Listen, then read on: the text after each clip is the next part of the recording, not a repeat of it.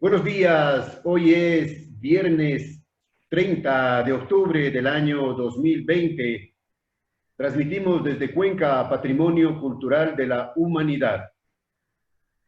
A esta hora estamos saludando y dando la más cordial bienvenida a la magíster Gabriela Neira, directora de la Cátedra Abierta de Historia de la Universidad de Cuenca, editora y coeditora de varias publicaciones de Cátedra Editores, miembro del Foro Autónomo por el Bicentenario de la Independencia de Cuenca, parte de su hoja de vida. Gabriela, buenos días, gracias por haber aceptado la invitación. El tema que nos interesa a los cuencanos en estos días es las actividades, la agenda de actividades que se está cumpliendo con motivo del bicentenario, 200 años de ese acontecimiento histórico para los cuencanos, de manera especial, una fecha histórica, una fecha que no se puede dejar pasar por alto. Lamentablemente el tema de la emergencia de la pandemia impide que se hagan una serie de eventos presenciales, pero en fin, hay que seguir enfrentando la vida y los acontecimientos de esta manera.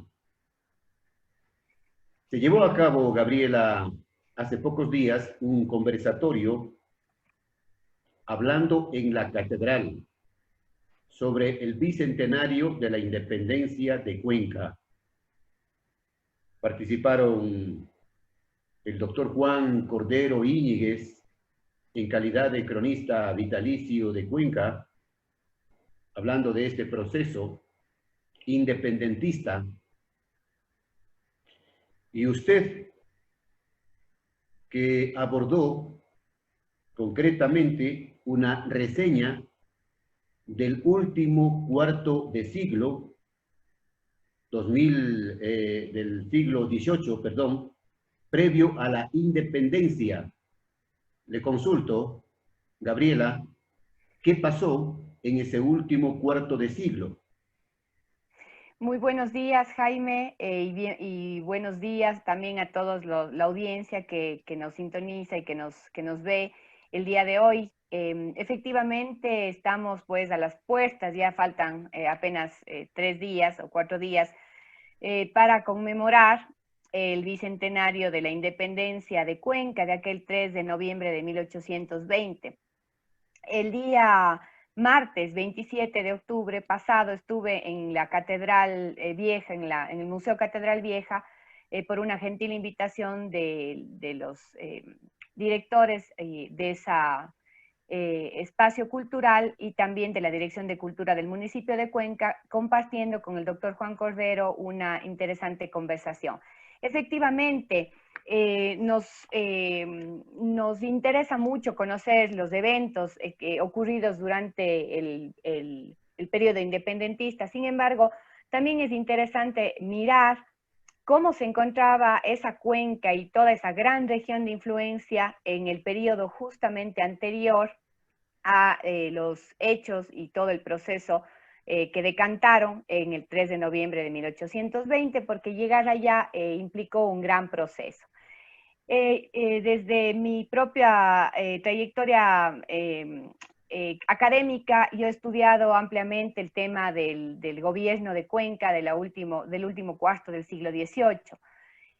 Ha sido, bueno, un tema bastante interesante y sobre todo que nos revela las transformaciones que toda la región experimentó a partir del nombramiento de la gobernación de Cuenca, que se hizo efectiva, que comenzó el proceso en 1771, pero que se va a hacer efectivo ya con la llegada de José Antonio Vallejo y Tacón en 1777. Las condiciones de vida también que van a darse en la región también van a ser distintas. Va a haber un incremento, va a haber una dinámica económica bastante interesante que permitió no solamente el crecimiento económico, sino también un crecimiento de la población, ¿no? Un aumento poblacional importante. Entonces, vamos a destacar realmente tres aspectos que son importantes. En primer lugar, me interesa mostrar un poquito qué es lo que pasó con las reformas borbónicas, ¿no? Realmente durante la segunda mitad del siglo XVIII, en toda la audiencia de Quito, comenzaron a aplicarse las reformas borbónicas que pretendían retomar el control de la situación general de la población en el periodo colonial y bajo esa administración que se había venido o había iniciado ya antes un proceso como de desvinculación, un poco una autonomía regional, no solamente aquí, sino en otros espacios. Y la idea de la nueva monarquía era hacer como un poco un análisis de ese estado y retomar el control. Entonces, las reformas borbónicas tuvieron este carácter económico, pero también tuvieron unas reformas territoriales que afectaron a toda la región. Pretendieron retomar también o ser muy cuidadosos en cuanto al tema fiscal, a un buen cobro de los tributos, y en ese sentido, pues en todas las regiones se estableció y se planificó un gran censo. En el caso nuestro, el censo llevará el nombre de su gobernador, el censo de Vallejo, que inició solamente un año después de que él se posesionó en 1778.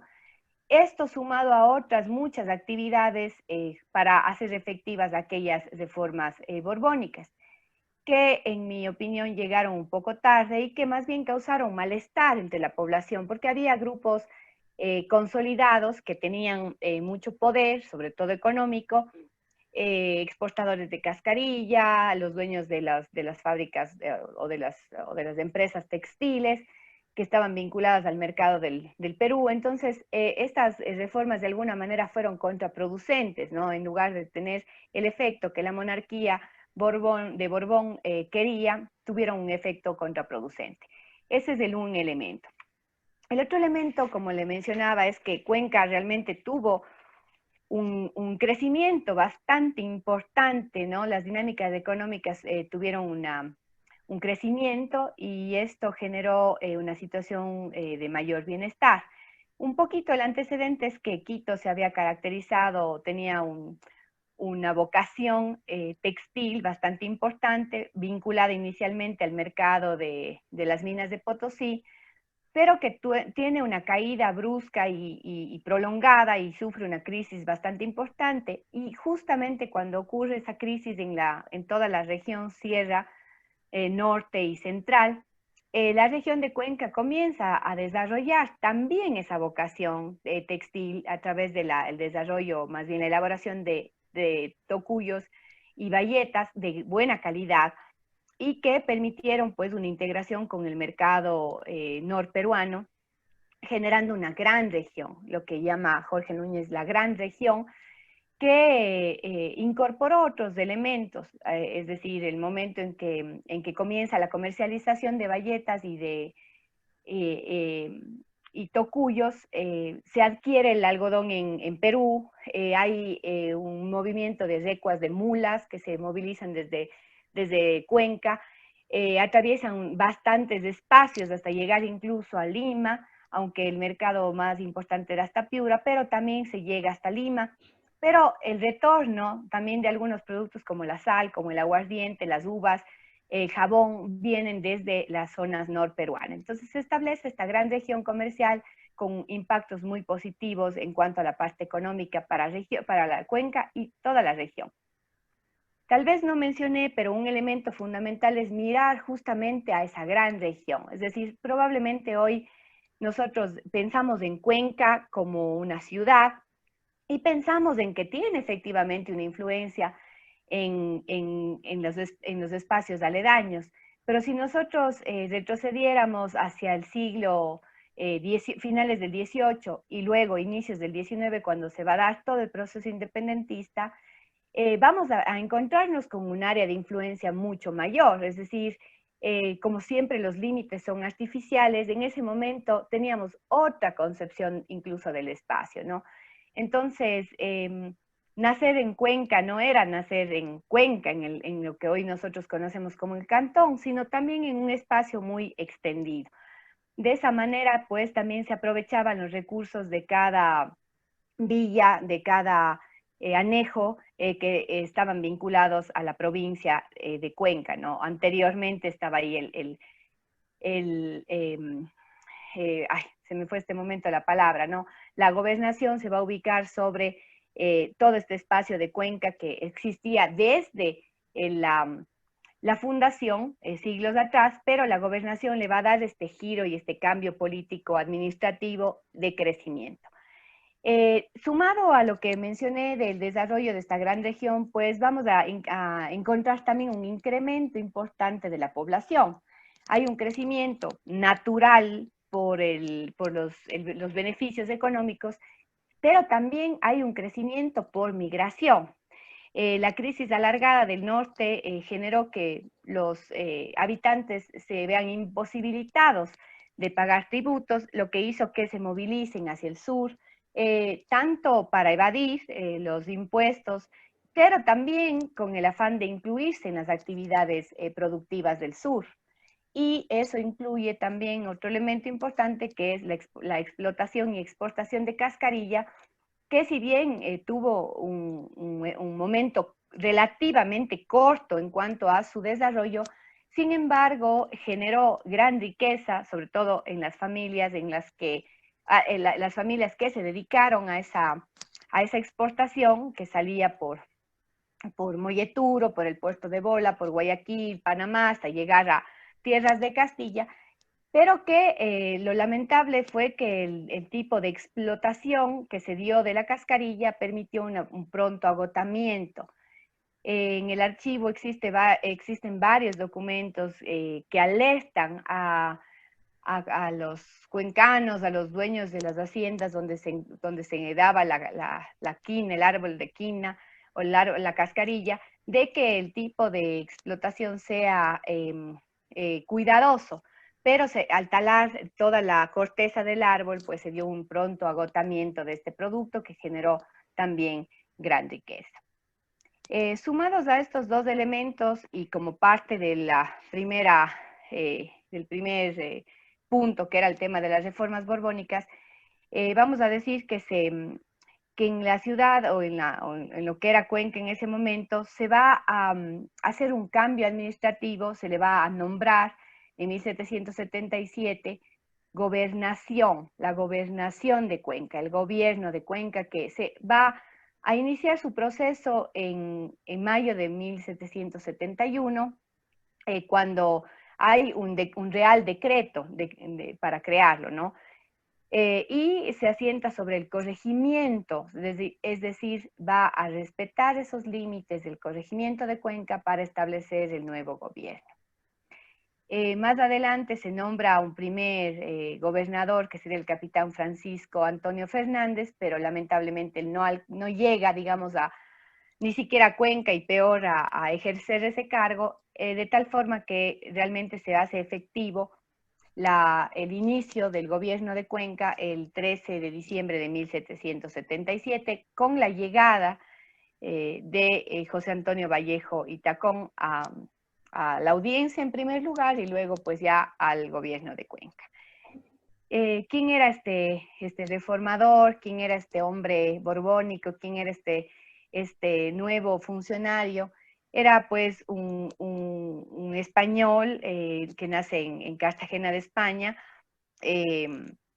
una ciudad marina cercana a Murcia. Él va a ser alférez de navío, llega a tener ese título por sus propios méritos, es decir, es un militar de carrera, a pesar de que era bastante joven cuando llega aquí. Llega siendo soltero, no tiene familia, que era parte importante de las reformas borbónicas para un poco permitir esa libertad de movimiento y de actuar y que no haya una vinculación tan cercana a los nuevos espacios. Él también... Hay una placa en la gobernación de la Suay. Así es. Personaje de la historia. Sí, así es.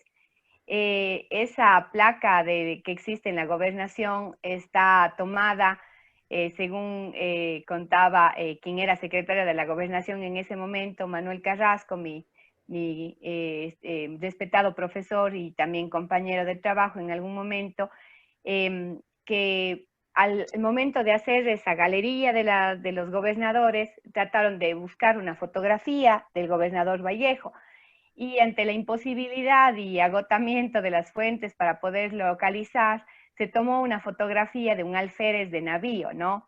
Entonces, esa fotografía corresponde a un alférez de navío que representa la figura de gobernador. Deberíamos recordar que para esa época hubiera sido muy complicado que se encuentre una fotografía real, ¿no? Entonces, eso, digamos, cumple esa función importante también de generar o de mantener esa galería de gobernadores como obviamente él fue el primer gobernador. Gabriela, Sí. usted anota en el conversatorio, podido revisar algo de la información, que en su momento, en el último cuarto de siglo, del 18 que estamos hablando, Cuenca tenía una fortaleza económica, usted ya lo ha manifestado muy bien, y que tuvo mayor población que Guayaquil inclusive. Así es. Durante el desarrollo del periodo colonial, bueno, se identifican, según la nueva historia, unos tres momentos, porque tendemos un poco a pensar que el periodo colonial es como un largo periodo casi inmóvil en el que no pasa nada, y eso no es así. Es decir, hay muchas dinámicas y por eso es que ahora hay una nueva visión en la que incluso dentro de ese gran periodo de 300 años casi, se distinguen unos momentos, ¿no? Y va a ser el segundo momento, un momento de auge colonial que se llama, en el que las regiones van a desarrollar sus propias vocaciones, como creo que ya mencioné, ¿no? En ese sentido, Quito y toda su región de influencia siempre van a tener más importancia por todo el aspecto administrativo, también los elementos económicos. Y muy seguido de Quito está toda la Cuenca y su región de influencia. Siempre Cuenca, en el periodo colonial, hasta ya casi llegada a la independencia, va a ser la segunda región con más población, con más aportes económicos y con más importancia, ¿no? Cuenca tenía una enorme importancia, y yo le mencionaba hace un momento sobre el tema de los límites, ¿verdad? Cuenca llega a tener, bueno, según el censo, casi 60.000 habitantes, toda la región, pero ocupa un espacio que correspondería hoy a toda la provincia de La Suay, toda la provincia del Cañar, parte de la provincia de Chimborazo hasta llegar a lo que ahora es Tixán, por el sur también lo que hoy es la provincia del Oro hasta Pasaje, y también en la zona del oriente, ¿no? Una gran zona del oriente. Entonces es un espacio bastante amplio, de ahí que el número de población es mucho mayor y también la influencia económica o el peso económico para la audiencia de Quito era en segundo lugar la región de Cuenca. Es hacia el final del periodo colonial, ya a puertas casi del periodo o del proceso independentista, en que Guayaquil inicia su vinculación al mercado internacional con la siembra y exportación de cacao, pero es un momento muy cercano, digamos, ya al fin de la colonia. Entonces, efectivamente, Cuenca tiene esa importancia, digamos, ¿no? Así es.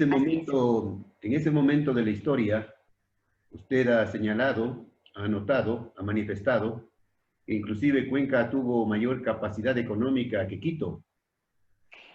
No sé si es que llega a tener mayor capacidad económica, pero la situación de crisis que le envuelve a Quito y que le mantiene una situación de crisis alargada, sí le deja a Quito en esa crisis permanente. Ahora, no sé si yo dije eso de que estaba mejor, pero sí la situación general de Cuenca va a sufrir o va más bien a beneficiarse de una dinámica muy positiva en cuanto al aspecto económico, es decir, esa vinculación con el mercado norperuano sí le va a dar un impulso económico bastante importante. Pero en todo caso sí valdría decir que Quito siempre va a ser Quito, de todas maneras es la capital de la audiencia, con la contadísima excepción y muy precisa y particular, bueno, primero del Tribunal de la Audiencia que se traslada a Cuenca y luego de la capital de la Audiencia, pero que son cuestión de 3 o 4 años en el momento, en total, entre el Tribunal y la Presidencia, en justo posterior a los hechos del 9 de agosto, del 10 de agosto, perdón, del 10 de agosto de 1809, como una respuesta realista a ese evento. Pero no sé si más, pero claro, Quito está en crisis, ¿no? Está sumida, digamos, en una crisis, porque también tenía montada toda una infraestructura, puede ser rudimentaria de alguna manera, pero los obrajuelos que tenía Quito y su región permitían toda esta producción textil. Y esa producción se va a ver afectada con la crisis alargada que vivió la región. Bien, estamos dialogando con la magíster Gabriela Neira, directora de la Cátedra de Historia, justamente, de la Universidad de Cuenca, sobre el último cuarto de siglo XVIII, previo a la independencia de Cuenca, 3 de noviembre de 1820. Estamos celebrando este acontecimiento, Gabriela, el Foro Autónomo por el Bicentenario. ¿Qué actividades o cuál es su papel en esta conmemoración? Bien, desde el mes de febrero de este año, desde el mes de febrero del 2020, me he vinculado a un foro autónomo, como su nombre lo dice, ¿no? Sin ningún vínculo eh, político y peor aún con miras a ninguna elección, el Foro Autónomo por el Bicentenario de la Independencia de Cuenca, con algunos otros personajes o personas de gran importancia en cuanto más que nada a sus aportes a la colectividad, ¿no? Entonces, este espacio se ha constituido en enero de este año, yo me junté en febrero, con el propósito de generar también momentos de reflexión, pero no solamente quedarnos en la reflexión, ¿no? Sino también que haya elementos de acción y de incidencia con el compromiso de aportar en problemas o problemáticas de esta ciudad, que justamente al verse en este momento que es clave la conmemoración, el recuerdo de estos 200 años de vida independiente, entre comillas, republicana también, ¿no?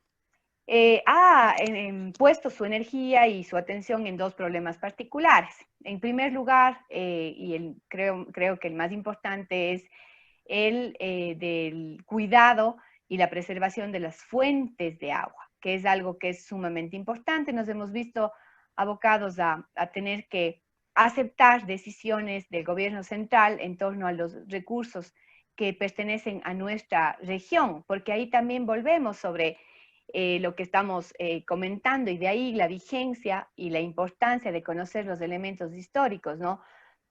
Esta región que se conforma en el segundo periodo colonial y que tiene esa fuerza que luego será parte o luchará por su independencia, hoy también lucha por eso, ¿no? Por poder mantener bajo su autonomía y su poder de decisión, su autodeterminación, el uso de los recursos, en especial el de las fuentes de agua. Y el segundo tema, que no es que sea menos importante, pero el primero, pues, urgía, digamos, hacer algo más prontamente, pero el segundo es mirar todo el tema de la conectividad que tiene la ciudad, la provincia, la región, con el resto de ciudades y de provincias, ¿no? La red vial de la ciudad de Cuenca, de la provincia de Lezoa, es una red vial que se encuentra en muy mal estado, ¿no? Basta, o a cualquier persona le podríamos preguntar qué ocurre cuando uno toma la Panamericana Norte y va en dirección a Quito. ¿Qué pasa cuando uno llega a la provincia de Chimborazo, por ejemplo, ni se diga un poco más al norte, ¿no? La diferencia es evidente. Eso se suma también al tema de los vuelos, que también es parte de la Lamentablemente, conectividad. Gabriela, lamentablemente siempre hemos vivido mendigando obras al gobierno Exactamente, central. así es. Y como usted conoce bien, Jaime, los aportes por concepto, digamos, de impuestos que genera la provincia, la ciudad y la provincia, como usted sabe, es imposible hablar solo de la ciudad, ¿no? Estamos vinculados a un grupo mayor y creo que es importante, pero como provincia el aporte fiscal es bastante importante y el nivel de retorno es muy bajo en ese sentido. Y efectivamente estamos en este momento con dos situaciones que aparentemente son respuestas a estas preocupaciones del foro. La una es, obviamente, la consulta popular por el agua, ¿no? Que tuvo pues una excelente respuesta en el Consejo Cantonal y que estamos atentos y esperando que el Consejo Electoral ya la información veraz sobre el momento en que se va a realizar, que ahora dicen que es en la primera vuelta. Y en segundo lugar también con el ofrecimiento del Ministerio de Obras Públicas en su zonal sobre la ejecución del proyecto Cumbe Biblián.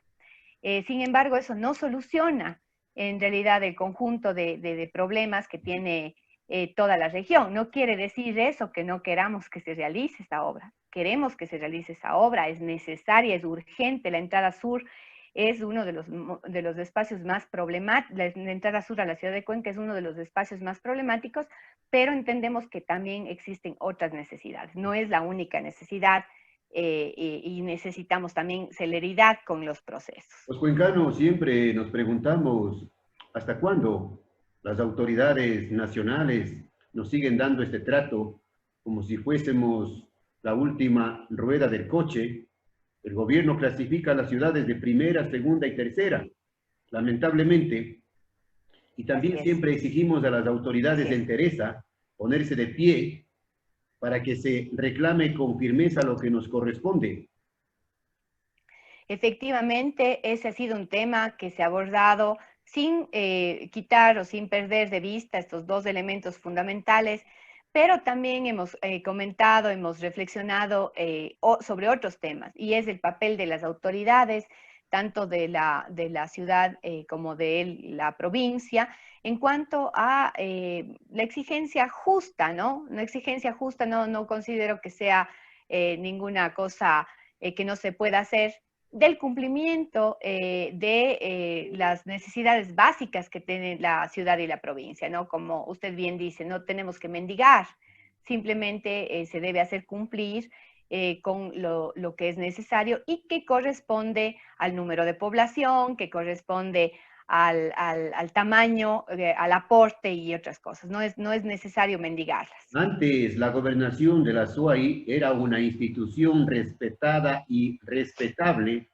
Ahora, con el paso del tiempo, lamentablemente se ha ido convirtiendo en una institución pública, una más del montón, un buzón de quejas y nada más. Sí, así es. Es muy lamentable que usted acaba de mencionar una institución, pero sí sorprende que en este momento la situación de la corrupción inunde los espacios de manera insólita, ¿no? Que ya hasta creo que nos hemos desensibilizado porque los casos que se escuchan a diario, me refiero a nivel general, son tantos que ya no dan paso a que vayamos resolviéndolos, ¿no? Vamos perdiendo la cuenta. Hemos perdido la cuenta. Y en ese sentido, considero que se va aplicando, ¿no? O sea, si usted se fija en las distintas instancias, desde la más alta, las que son intermedias y las más bajas, ocurren dinámicas muy similares y eso es muy grave para nuestra comunidad, para nuestra sociedad, el mirar a esos hechos como muy naturales, o sea, los hemos naturalizado en la medida de la ocurrencia y eso es algo muy grave. Y en ese sentido se pierde esa vocación de servicio a autoridades, esa vocación de servicio de las autoridades. Los ciudadanos que integran el foro autónomo son voluntarios. Absolutamente, es un foro completamente voluntario en el que tenemos reuniones periódicas y discutimos. ¿Cuántos ciudadanos integran el foro? En este momento, siete personas estamos en el foro. ¿Podemos conocer los nombres? Por supuesto que sí. Fernando Vega, Claro que sí. Fernando Vega, el doctor Mario Jaramillo Paredes, el doctor Carlos Castro Riera, la socióloga Ana Cecilia Salazar Vintimilla, el economista Enrique Serrano y yo. Ujú.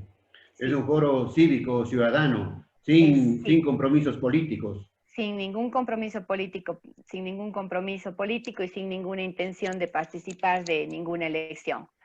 Como le decía, nos reunimos en jornadas periódicas, hemos construido documentos conjuntamente, a veces hay la propuesta de uno de los miembros del foro, el resto de los miembros del foro lo seguimos construyendo, participamos activamente cuando se estaba definiendo el tema de la consulta.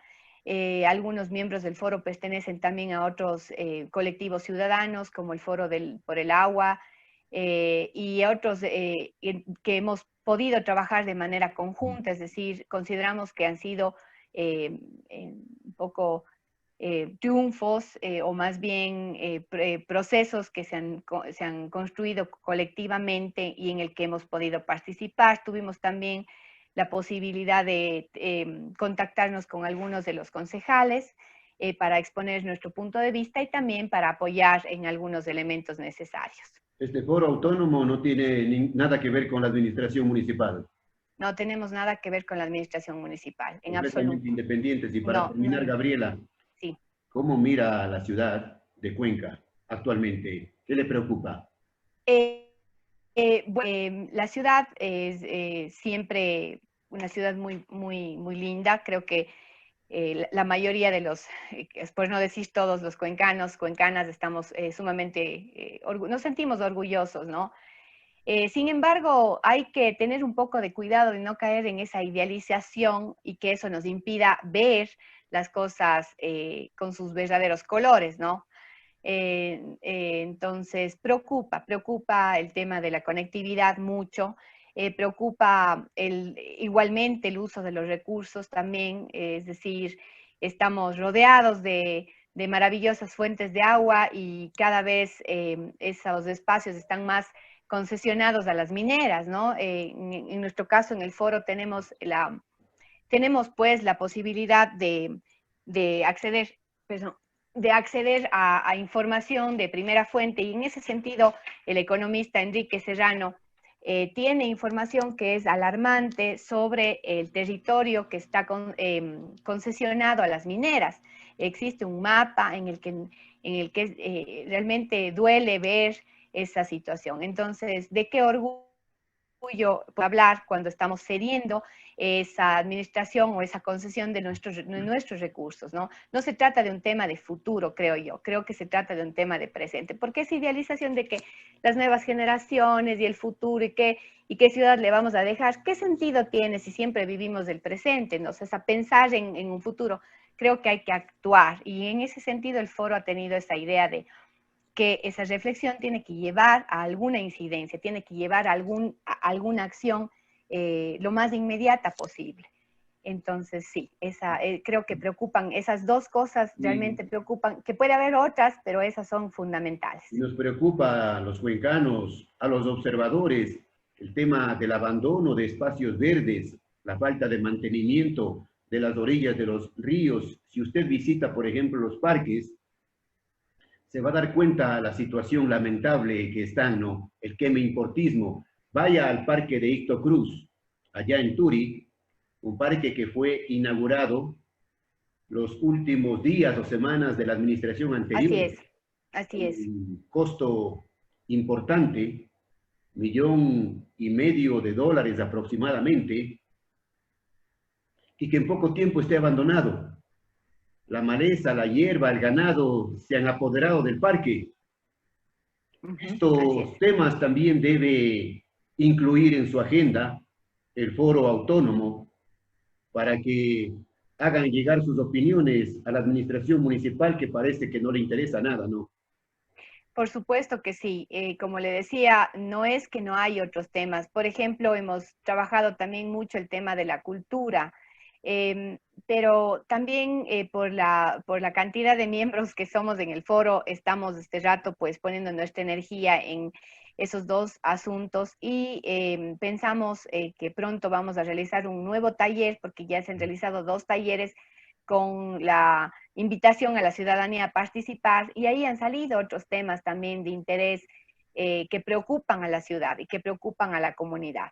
Efectivamente, como usted dice, pues llevaré esta inquietud también al foro, eh, a la próxima reunión del foro para que vayamos gestionando. Estamos previendo para finalizar este año o para inicios del próximo año un nuevo taller en el que podemos incluir muchos otros temas también de preocupación, sin perder de vista aquellos que motivaron este colectivo, ¿no? Esta reunión de estas personas. Bien, gracias. Antes de iniciar esta entrevista, yo subí a mi Facebook, a mi espacio, fotografías del Parque de Ictocruz, demostrando con fotografías para que digan, para que no digan no es cierto, fotografías del estado actual del Parque de Ictocruz. Te voy a pasar Muy bien, a su claro que Facebook para sí, que comparta con los miembros del por foro supuesto que autónomo sí, y den sus opiniones. por Gracias supuesto, sí. a la magíster Gabriela Neira, directora de la Cátedra de Historia de la Universidad de Cuenca. Sus opiniones han sido sumamente valiosas. Que los cuencanos saquen sus propias conclusiones. Le agradezco mucho, Jaime, por este espacio.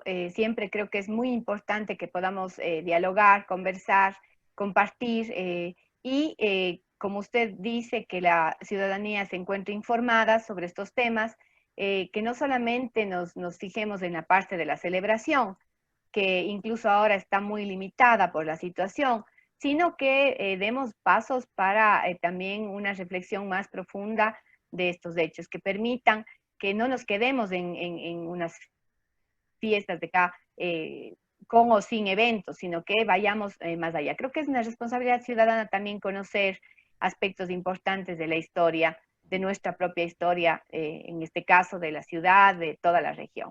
Muchísimas gracias por su invitación. Desde Nos vemos siempre pronto. y hasta siempre. Gracias. Un buen día.